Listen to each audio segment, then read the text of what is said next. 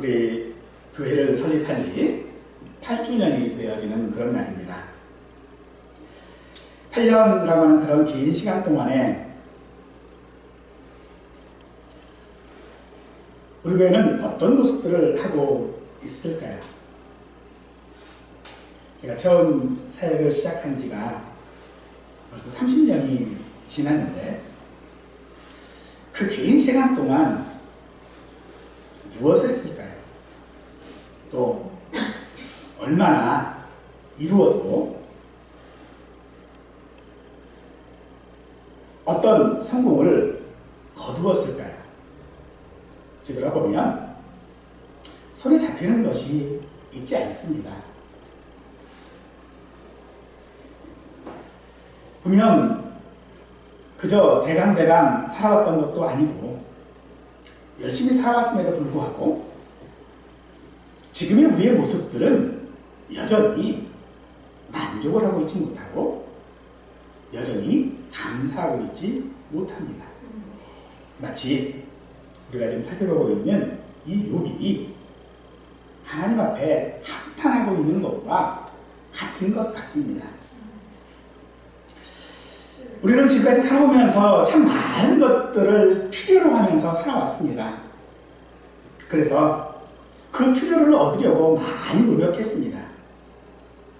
때로는 정당한 방법을 이용해 노력도 했고요.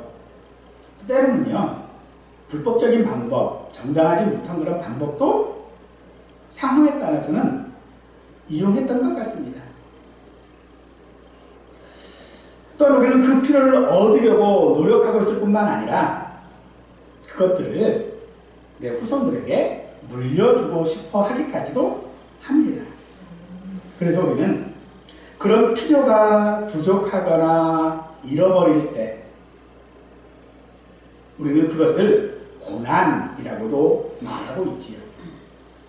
욥과 세 친구들이 그 고난에 대하여 이해하는 것이 바로 오늘 본문의 말씀일 것입니다. 욥의 친구들은 욥이 하나님께 어떤 죄를 지었기 때문에 고난당한 것이라고 이해했습니다. 그러나 욥은 하나님께서 연단을 통하여 순금과 같이 만드시는 과정이라고 이해한 것이 본문입니다. 하지만 문제는 어느 쪽이 맞든지 간에 우리는 그 이유를 모른다는 것이지요. 혹여 우리에게 죄악이 있다면 그 죄가 어떤 건지 몰라 고칠 수도 없고 회개할 수도 없습니다. 그러니 욥의 친구들의 입장에서 보자면 그 고난은 계속될 수밖에 없는 거겠지요. 또한 욥처럼 그것이 정말로 하나님께서 연단하는 과정이라면 그 과정을 통하여 도대체 하나님이 무엇을 만들고 무엇을 얻기 위하여 하시는지 그 이유를 모르기 때문에 사실 견디는 것이 어려울 수밖에 없는 것입니다. 그래서 10절에 내가 가는 길을 그가 아시나니 그가 나를 단련하신 후에는 내가 순금같이 되어 나오리라 라고 하는 이 욥의 말은 참으로 고난 가운데 있는 우리들에게 위로가 되어지는 그런 말씀이 되어질 것입니다. 여기 단련하다라고 하는 말은요, 용광로에서 철광석이나 고초를 녹이는 과정을 말하는 것입니다. 단련하다라고 해가지고 신체를 단련하는 것처럼 어떤 수련하는 것처럼 그거 하는 것을 단련이라고 하는 것이 아니고 용광로에 들어가 있는 거예요. 그래서 이 단련은요, 견디는 문제가 아닙니다. 이미 용광로에 들어가는데 뭘 견뎌요? 용광로에 들어가면 그냥 거기서 녹아해 줄 수밖에 없는 거죠. 욥은 지금 자기의 고난이 그런 용광로에 들어가져 있는 철광석과 같은 처지다라고 말하고 있는 거예요. 그러니 견딜래야 자기 스스로가 견디는 게 아니라는 것이죠. 그렇다면 과연 우리는 그런 영광로에 들어가서 우리는 순금이 되어질 수 있을까요? 우리가 연단을 받으면 정말로 쓸모도 없는 고철이나 철광석을 녹여서 뜨거운 생물을 만들어 그것으로 철판을 만들 수 있느냐 하는 것이겠지만 사실 우리는 그런 능력이 없습니다. 즉 우리는요 철이 포함된 철광석이 아니고 원석이 아니라는 데 문제가 있는 거예요. 그러니 용광로에 들어가도요 철을 뽑아낼 수가 없습니다. 금이 포함된 원석이 아니기 때문에 금이 되어질 수가 없습니다.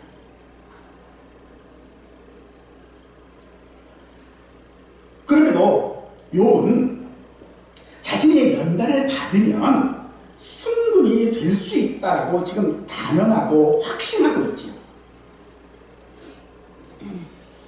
사랑하는 성도 여러분, 우리에게도 이런 확신이 필요한 점 있습니다.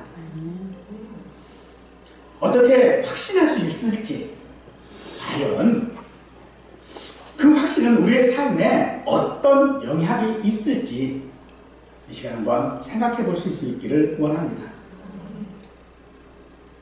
욥은 자신이 고난을 받아야 할 정도로 잘못한 것이 없다고 주장을 했습니다. 그의 주장처럼 욥은 좌나 우로나 치우치지 않으려고 부단히 노력했고요. 최선을 다해서 살아왔습니다. 그런데 원인을 알 수 없는 고난이 닥쳐서 자기 생일마저 저주하게 일게 된 이유를 욥은 자기가 하나님을 만나지 못했기 때문이다라고 말하는데, 자기가 하나님을 만나지 못한 것이 아니라 하나님이 자기를 만나주지 않았다라고 지금 말하고 있는 것입니다. 이 이야기는 하나님이라는 존재가 그의 삶에 아무런 영향을 주지 않았다라는 것이겠죠. 어찌 보면 욥의 말은요,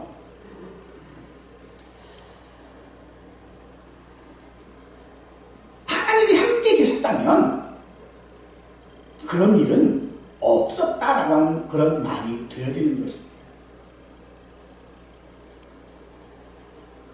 하나님이 함께 하셨다면 그런 일은 있을 수 없는 일이라는 거죠. 여러분들 아이들을 데리고 밖에 나가보면 아이들은 참 자유롭습니다. 찾길에 가도 자유롭고요. 수영장에 가서도 자유로워요. 왜 그들이 자유로울 수 있을까요? 부모가 함께 하기 때문입니다. 그래서 그들은 자기에게 그 위험이 있음에도 불구하고 그 위험을 위험으로 여기지 않는다는 거죠. 지금 욥은 그 이야기를 하고 있는 것입니다. 정말로 하나님이 나와 함께 계셨다면 내게 닥친 이 어려움들, 이 고난들이 결코 자기에게 위협이 되지 않을 것이었다라고 말하는 것이겠죠. 욥은 하나님이 어디 계셨는지 모르겠다고 합니다.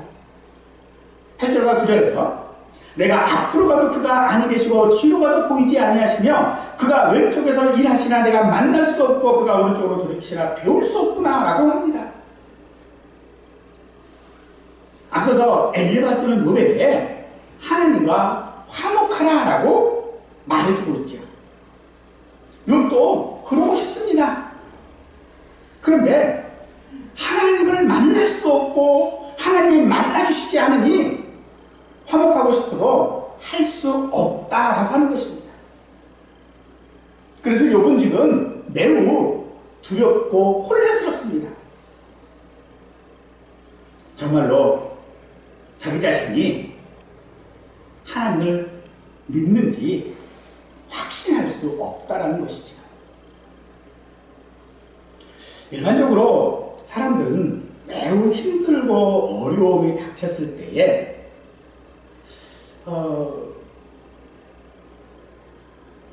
또 좋은 것들도 혹은 어떤 위로의 말도 별 소용이 없다라는 것을 아실 것입니다. 욥도 그랬을 것입니다. 욥은 지금 자기 자신의 그 결말이 어떻게 날지, 언제 어떤 방법으로 하실 것인지 알 수가 없습니다. 예측이 안 된다는 거죠. 요즘 날씨가 많이 추워졌습니다. 근데 이 날씨를 예보하는 것들을 보면 잘 안 맞죠. 날씨 예보는 그냥 하는 게 아니고 과거의 데이터들을 종합해서 판단하는 겁니다. 과거에 이러이러한 현상이 있었으니까 이러이러하더라 라고 하는 걸 가지고 날씨를 예측을 하는 거죠. 그런데 그렇게 날씨가 예측이 잘 되지 않는 거죠. 욥도 마찬가지입니다. 욥도 지금 자신의 그 과거에 하나님이 자기에게 어떻게 했는지에 대한 데이터를 가지고 자기의 삶을 예측해보고 싶었으나 예측을 할 수 없다는 것입니다. 그러면 과거에 하나님의 임재가 욥의 삶 가운데 없었기 때문입니까? 아니죠. 분명 그 과거의 욥의 삶 가운데서도 하나님은 분명 역사하셨고 욥과 함께 하시고 계십니다. 그럼에도 불구하고 욥이 지금 하나님을 배울 수 없다라고 지금 말하는 것은 그가 하나님의 구제를 말하고 있는 것은 오히려 하나님을 붙들고자 하는 욥의 믿음의 싸움이라고 할 수 있는 것이죠. 그래서 욥이 하나님을 찾는 이유는 하나님만이 자기의 억울함과 진심을 아실 것이고 하나님만이 자신의 무지함과 정당함을 들어주시고 판단하실 것이라고 하는 그런 기대 때문에 하나님을 만나고 싶어 하는 것입니다. 욥은 13절에서 그를 뜻이 일정하시니 누가 너희 돌이키랴 그의 마음에 하고자 하시는 것이면 그것을 행하시니라 라고 말하고 있습니다. 일정하다라고 하는 것은 늘 한결같고 진실하고 변함이 없으므로 하고자 하시는 것이면 반드시 하신다라고 하는 그런 말이죠. 하나님께서 하고자 하시는 일이 무엇일까요? 하나님께서 욥을 연단하심으로 말미암아 하고자 하시는 일이 무엇일까요? 하나님께서 오늘 우리의 삶 가운데서 우리에게 고난을 주시고 우리에게 괴로움을 주시고 우리에게 견디기 어려운 일들을 우리에게 주시는 이유가 무엇인가 라고 할 때에 하나님이 하시고자 하시는 일은 오직 우리를 구원하시는 일인 줄 믿으시기 바랍니다. 이 아들을 구원하시는 이 일은요 오직 하나님만이 하실 수 있는 일인 것입니다. 그래서 사도행전 4장 12절 말씀에 다른 이로서는 구원을 받을 수 없나니 천하 사람 중에 구원받을 만한 다른 이름을 우리에게 주신 일이 없습니다 라고 말하고 있습니다. 사랑하는 여러분, 우리가 믿어야 하는 것이 바로 이 사실인 줄 믿으시기 바랍니다. 어떻게 우리가 이 사실을 믿을 수 있을까요? 바로 그것은 예수님께서 우리와 함께 우리 안에 있기 때문입니다.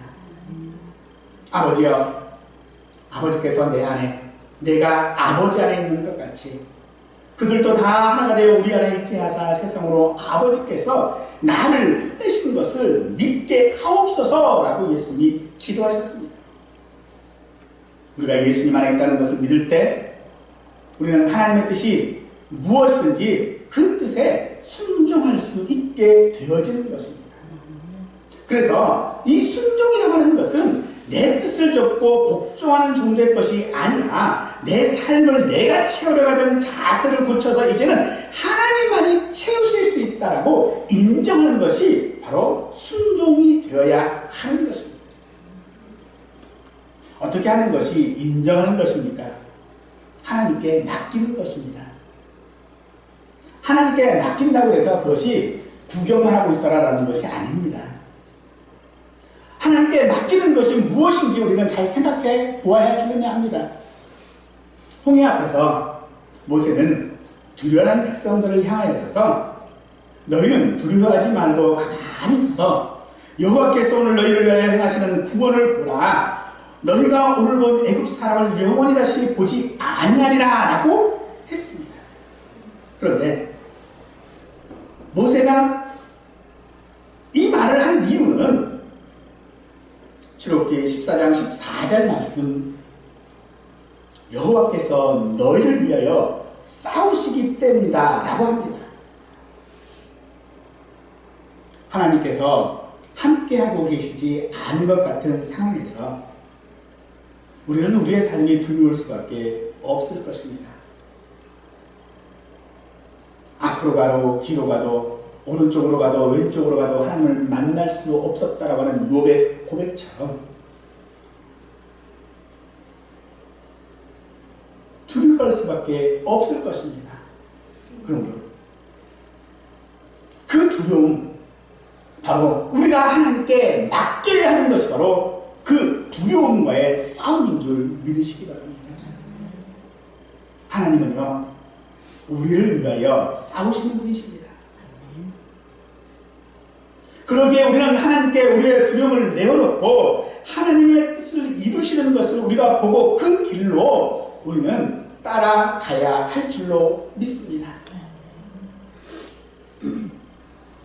어떤 사람들이 말합니다. 우리의 삶을 징검다리를 건너는 것과 같다라고 하지요.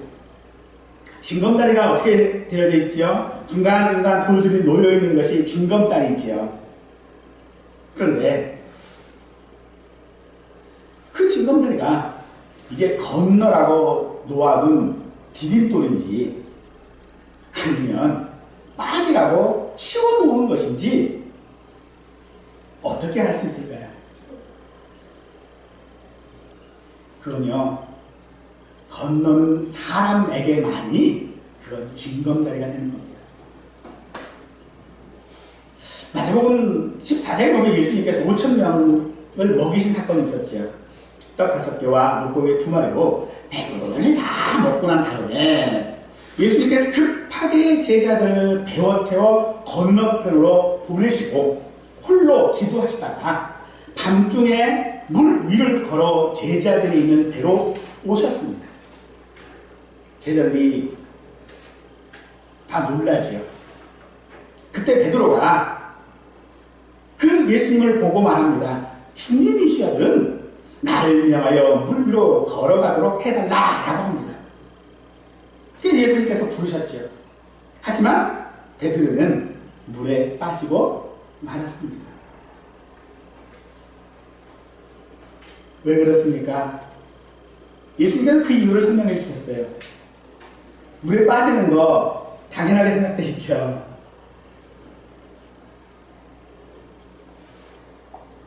어떻게 사람이 물을 건널 수 있어요? 물 위를 어떻게 건너요? 이론적으로는 가능합니다.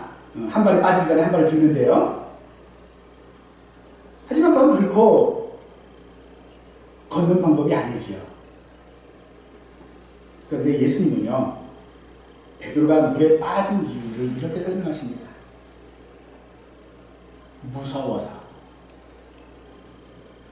무서워서 빠졌다라고 말씀하십니다. 왜 무서웁니까? 예수님은 그가 의심했기 때문이라고 말하고 있는 것입니다. 그렇습니다.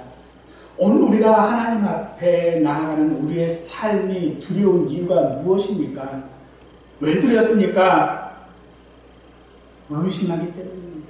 어떤 의심이요? 하나님이 안 계시는 것 같은 의심. 하나님이 나와 함께 하시지 않은 것 같은 의심.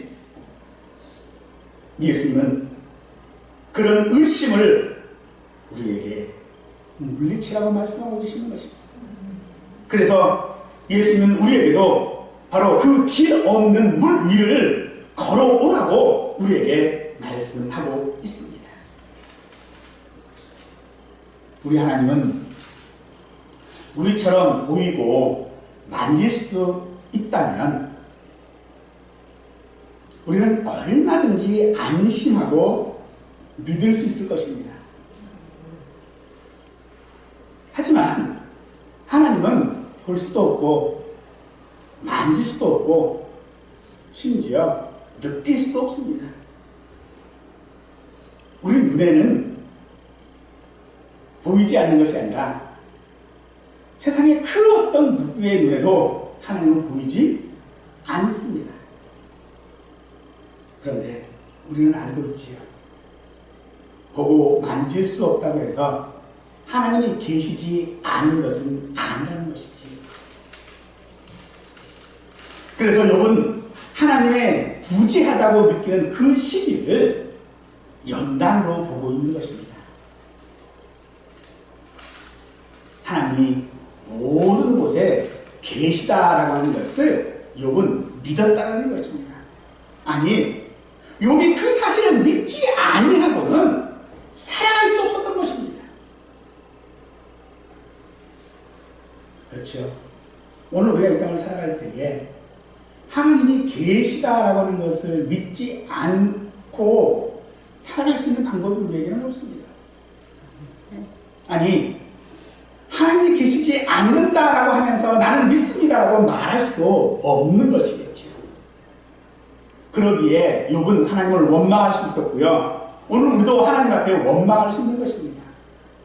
그래서 욥은 2절에서 오늘도 내게 단한 마음과 근심이 있나니 내가 받는 재앙이 탄식보다 무거움이라 라고 하고 있는 것이죠. 여기 단하다라고 하는 이 말은요, 원문을 조금 순화시켜서 말하는 것입니다. 원문은요, 혹독히 원망하다라고 하는 말입니다. 그냥 원망이 아니고 혹독하게 원망한 거예요. 그런데도 우리의 삶을 돌아보면 은혜였음을 우리는 고백할 수밖에 없습니다. 하지만 여전히 우리에게는 반항하는 마음이 있습니다. 하나님을 원망하는 마음이 있습니다. 어떤 마음일까요? 그때 좀 내가 잘못하면 그때 잘못을 꾸짖으시면 내가 고칠 텐데. 근데 하나님 말씀이 없으세요. 내가 잘못해도 잘못했다는 소리 안 하시고요. 잘했어도 잘했다는 말씀을 안 하십니다. 근데 아이들 키울 때 여러분들 아시지요? 잘못하면 그때 꾸짖어야 하고요. 그때 칭찬을 해야 아이가 더 잘하잖아요. 근데 하나님은요, 그렇게 안 하셔요. 그래서 우리가 모릅니다. 내가 잘못한 건지 잘하는 것인지, 내가 지금 잘 믿음 생활하고 있는 것인지 우리는 잘 모른다는 것입니다. 그래서 우리는 그때마다 하나님 앞에 반항한 마음이 생기는 거예요. 그때 좀 잘해주시지, 그때 알게 해주시지. 지나고 난 다음에 아는 게 아니라 그때 알았으면 내가 더 잘했을 텐데. 그런 원망이 우리에게는 어쩌면 있을 수 있을 것입니다. 그래서 내가 하는 길을 그가 하시나니 그가 나를 살려하신 후에는 내가 승금같이 되어 나오리라고 하는 이 욥의 고백이 어쩌면 확신이 아니고 오히려 그의 기대일 수 있을 것입니다. 이 고난을 받은 다음에 내가 분명히 잘 될 거야 라고 하는 것은 우리가 아는 믿음의 일종의 원칙이라고 할 수 있을 것입니다. 그런데 여러분들 지는 것이 이기는 것이다 라는 말을 들어봤지요. 살다 보면 지는 건 지는 거고요, 이기는 건 이기는 거더라고요. 그러면 지는 것이 이기는 것이다 라고 하는 이 말은 누가 만든 거예요? 진 사람이 만든 말이에요. 이긴 사람은 이런 말 할 이유가 없죠. 야, 졌지만 잘 싸웠다! 누가 한 말이에요? 진 사람이란 말이에요. 권선징아, 누가 한 말입니까? 강한 사람이? 아니요, 약한 사람이 한 말이에요. 어쩌면 그가 나를 단련하신 후에 내가 순금과 같이 되어 나오리라고 하는 이 말이 오늘 우리의 말을 그리고 우리의 소망이 되어지는 이유, 우리가 지금 그 고난 가운데 있는 것이 아닙니까?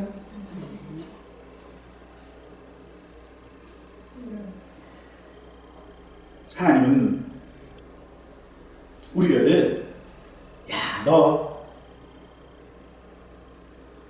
졌지만 잘 싸웠다, 이 말을 우리에게 듣고 싶은 것이 아닙니다. 하나님은 우리를 연단하시는 이유는요, 우리가 이기도록 하시기 위하여 우리를 연단하시는 것입니다. 그러므로 우리의 단련은 우리를 해하는 것이 아니라 유익하게 하는 일인 줄 믿으시기 바랍니다. 그래서 베드로전서 1장 7절에는 그것을 믿음의 시련이라고 말하고 있는 것입니다. 우리가 충분히 단련된 후에는요, 그 속에서 나온 것입니다.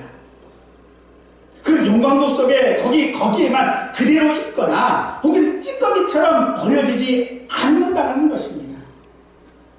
우리는 순금이 되어 나올 것이다라고 믿으시기 바랍니다.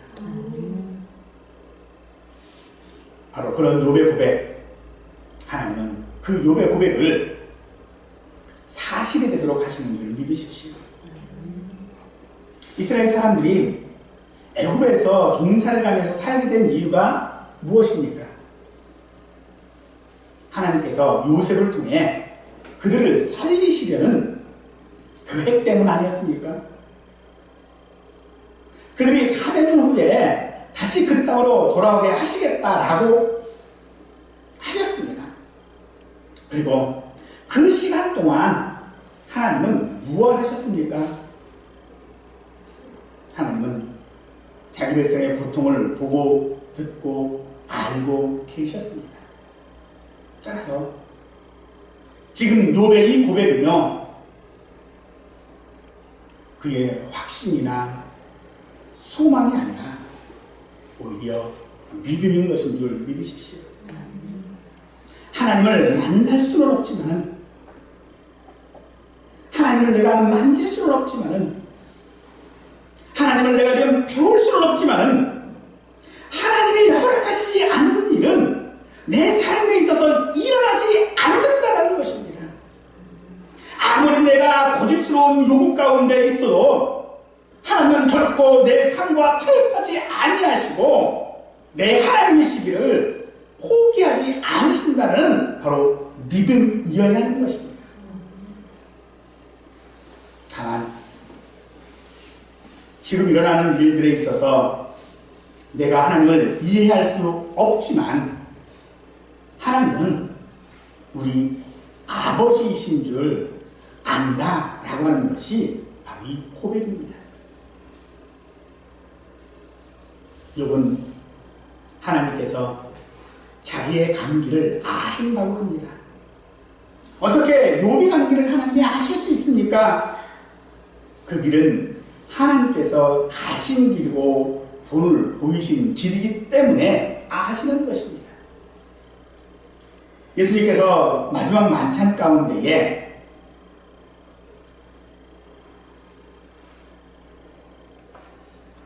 이제 하나님께로 가신다라고 하는 것을 말씀하셨지요.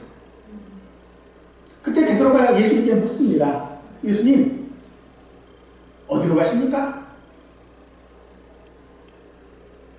그 질문에 예수님께서는요, 내가 가는 곳에 내가 지금은 따라올 수 없고 후에는 따라올 거야. 그러자 베드로가 대뜸 그래요. 아니 어째서 지금은 따라갈 수 없습니까? 내가 목숨을 버리겠나이다 라고 말합니다.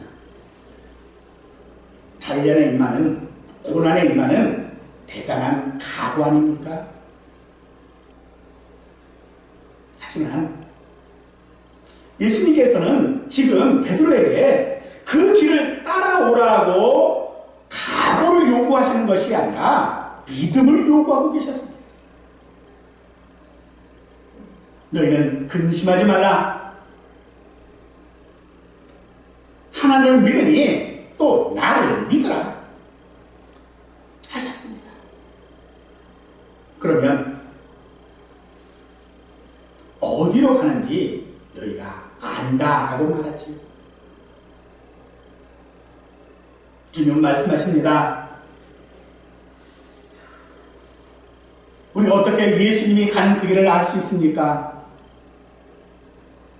내가 곧 길이요 진리요 생명이니 나를 알면, 나를 믿으면 너희가 내 가는 길을 알고 내 가는 길을 따라올 것이다 라고 말씀하시는 것이죠. 사랑하는 성도 여러분, 우리는 예수님을 믿는 성도입니다. 그래서 내 소원을 해결하시는 것이 하나님께서 하시는 일의 전부일 수 없는 것입니다. 하나님께는 우리의 소원보다도 더 큰 답을 가지고 계시고 우리에게 그 길을 보이시는 분이 바로 하나님이십니다. 우리는 그 하나님을 믿어야 합니다.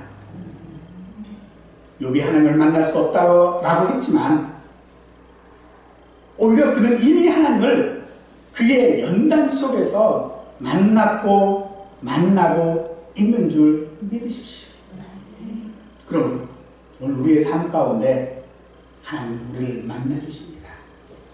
우리의 고난 가운데 만나주시고요, 우리의 기쁨 가운데 만나주시고요, 우리의 연약함 가운데 만나주시는 분이 하나님이십니다. 그 하나님을 믿고 나갈 때에 우리가 순문이 되어 나오는 줄 믿으시기 바랍니다. 우리는 내일을 알지 못합니다. 과거의 어떤 삶들을 통하여져서 예측이라고 하는 것을 해볼 수는 있겠지만 틀리는 경우들이 더 많습니다. 아브라함은 어디로 가야 할지 몰랐고 요셉은 노예가 되고 죄수가 되어 그의 미래가 어찌 될지 알지 못했습니다. 다윗은 사울에게 쫓겨 도망치고 미친 채 해야 할 때 그가 미래를 알고 그렇게 하지 않았습니다. 그러나 아브라함은 하나님이 지시하신 땅에 들어갔고 요셉은 애굽의 총리가 되어 민족의 생명을 살렸고 다윗은 성문이 되었습니다. 하지만 내일을 알지 못하면서도 하나님을 믿으며 살아온 사람들 중에는 우리가 보는 그런 성공한 사람들만 있는 것이 아니었습니다. 오히려 그러지 못한 사람들이 더 많습니다. 분명 내가 이런 고난들을 거치고 저런 고난들을 거치고 하면 내가 분명히 잘 될 거야. 다윗처럼 될 것이고 아브라함처럼 될 것이고 요셉처럼 될 것이다라고 우리는 기대하지만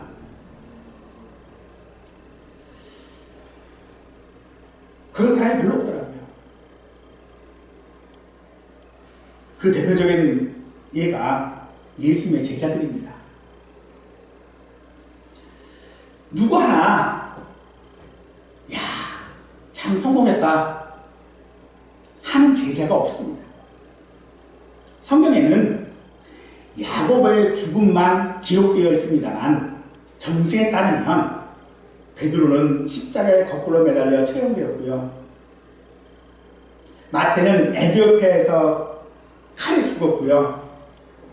요한은 끓는 기름 가마에 던져졌다가 기적적으로 살아나 밤모섬에서 유배 생활하다가 그래도 제자 중에 유일하게 노년에 죽은 사람입니다.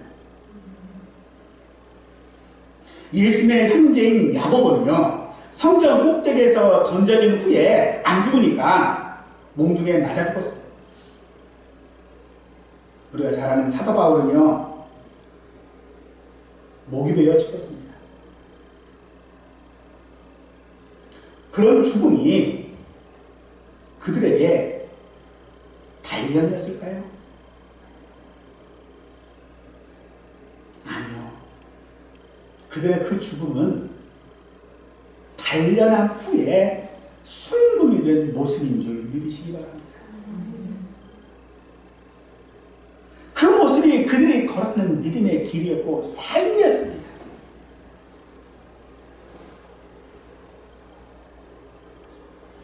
오늘 우리에게도 우리는 지금 어느 상태에 있습니까?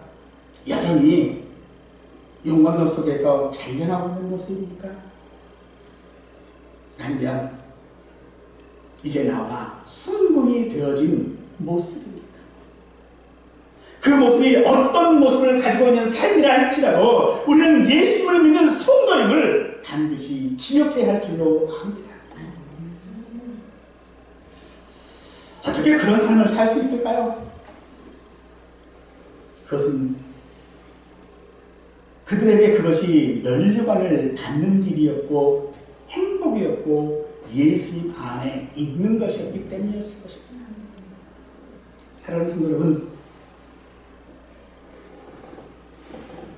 우리의 상태가 어떠든 간에 우리는 하나님을 믿는 자여야 할 줄을 압니다. 에베소서 3장 12절 말씀입니다. 우리가 그 안에서 그를 믿음으로 말미암아 담대함과 확신을 가지고 하나님께 나아감을 얻었느니라. 우리는 예수님을 통하여 하나님을 만났습니다. 비록 우리가 죄인이지만은 예수님의 그 십자가 죽으심으로 우리는 담대함을 얻고 하나님 앞에 설 수 있는 자가 되었습니다. 아니, 하나님께서 그 예수의 십자가 죽으심을 통하여 우리를 만나 주신 것입니다. 그런데 여기서 더 중요한 우리 믿음의 원칙이 하나가 있습니다. 하나님께서 우리를 만나 주시는 것은, 하나님께서 우리의 아버지가 되어 주시는 것은, 우리가 그 연단 가운데에 순금이 될 수 있는 것은 그 안에, 즉 예수를 믿는 믿음 안에서 가능한 일이라는 것입니다. 우리에게 일어나는 모든 현실은 하나님을 알고 하나님의 일하심을 확인할 수 있는 자리임을 믿으시기 바랍니다. 그러므로 우리는 우리가 하나님의 자녀라는 이 사실에 근거해서 모든 것을 견딜 수 있는 믿음으로 살 수 있기를 원합니다. 그래서 우리의 삶을 만드는 것은 바로 하나님께서 우리에게 예수님을 통하여 주신 예수님 안에 있는 믿음인 것입니다. 우리가 예수님 안에 있는 그 믿음을 가질 때에 우리의 삶은 연단의 삶이 아니라 순금의 삶이 되어지는 줄 믿으시고 예수님 안에서 그 믿음을 굳건히 할 수 있는 우리 모두가 되기를 간절히 축원하겠습니다.